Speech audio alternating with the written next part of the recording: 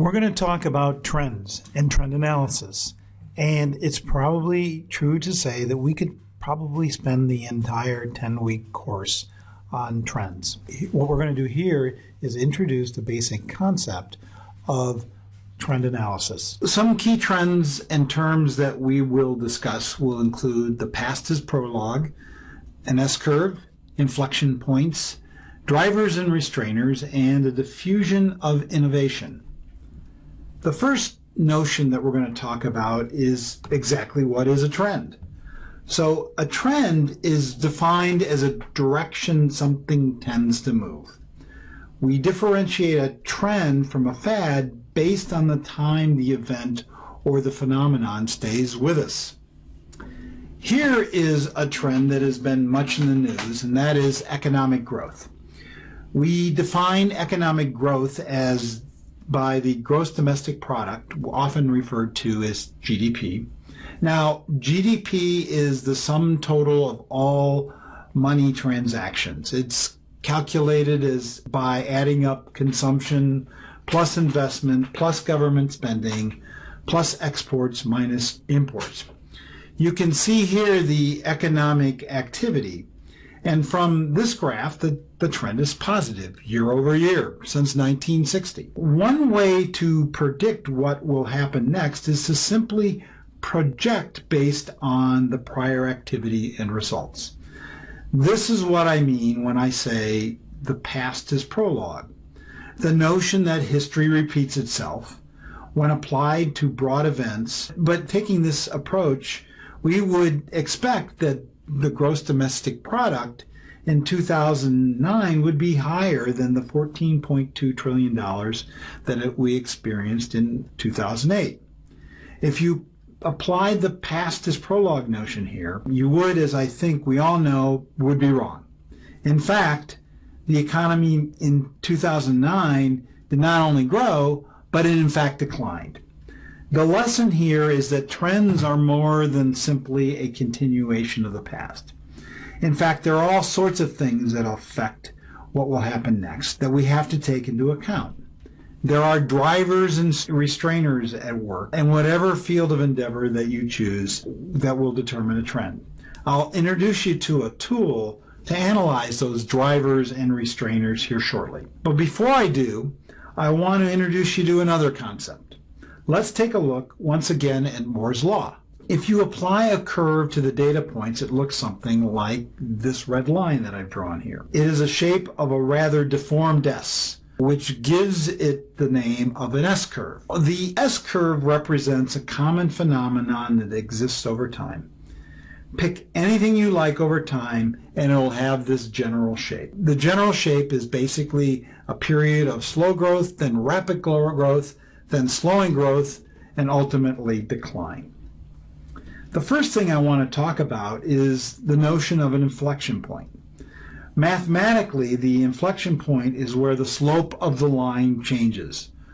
What that means to us is that some significant event that changes the course, the current course. So something happens to change that slope of the line, and that's what we're going to call the inflection point. Understanding both what causes inflection point and when it happens is key.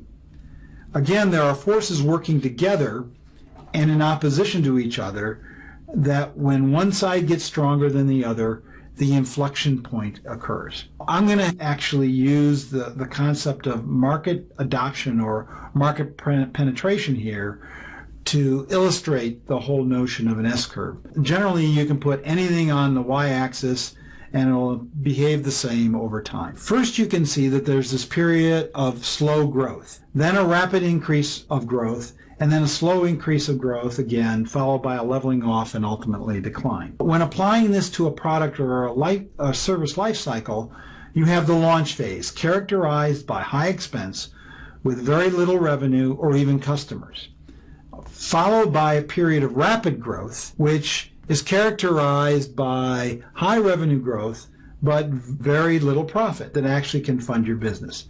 Then there's the period of improvement when revenue growth slows but profits start to increase. Then maturity sets in when there's very little growth but profits are high. Ultimately, maturity is followed by decline, which represents falling profits. So what drives the S-curve? So essentially what drives the S-curve is the introduction of a new rival. It can be a competitor or it can be a substitute product. Cars replace horses for transportation. More recently, mobile phones replace wireline phones, causing a leveling off or decline in wireline telephone service. What every company would like to do, though, is to come up with some strategic innovation that can ultimately move to and ride a next period of revenue growth before this leveling off sets in. Unfortunately, only 7% of the companies actually are able to make this transition. 93% fail to actually jump on to a new S-curve. To summarize what happens, because of skills, knowledge, and expertise required to make the transition to this new S-curve are often different than what the company has. Companies also have difficulty recognizing the changes that are occurring, even though everyone knows that there's an S-curve. Companies have blinders on when it comes to recognizing the leveling off of their own performance. But even if they do recognize the change, the acquisition or development of the requisite skills, knowledge, or expertise to actually jump onto that next S-curve often happens too late. The S-curve is often driven simply by the natural adoption of innovation. Now, Everett Rogers developed a concept of the innovation curve, and he wrote a classic book on this phenomenon back in 1962. He introduced several key concepts, including the term early adopters, something we probably all heard of or used one time or another. But in his research, he discovered consistent behavior when it comes to the adoption of technology. First, you have innovators, a small group of individuals, somewhat isolated, who first adopt the technology. They do so for its own sake and usually have a high level of disposable income, higher than normal. Why they are useful in this process from the standpoint is that they test the functionality of the new innovation. But they are separated from the rest of us in some manner, and as such, they are not typically very influential. The influential people are the early adopters. Not only are they among the first to use the product and the technology, but they advocate and influence others to do so as well. Either by their words or actions, they are strongly influential. I remember when my boss got a BlackBerry and everyone quickly followed suit. The early adopters then influence the early majority to adopt the product or service, the new technology. These people are more cautious and a bit more price sensitive.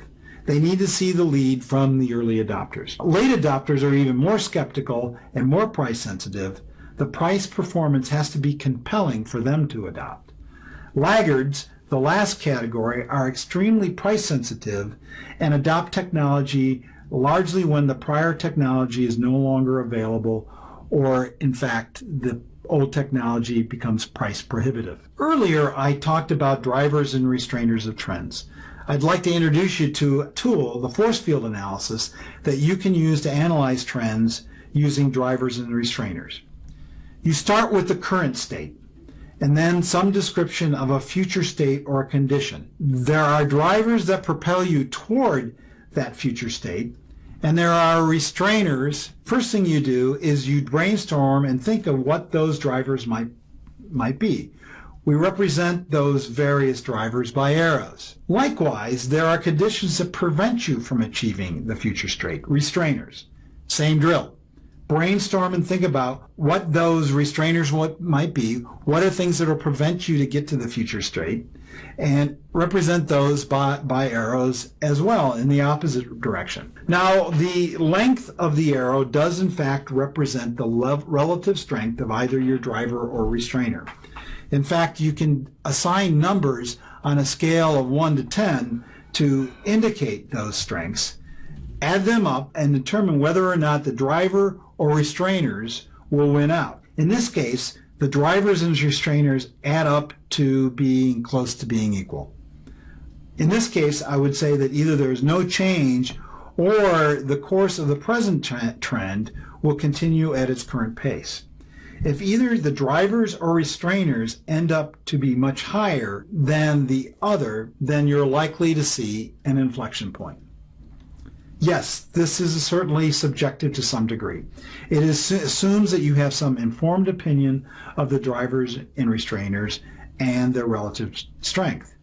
To the extent that you can gather data to support your assessments, all the better. But the idea here is to, in fact, use this tool to structure thinking and to frame your analysis.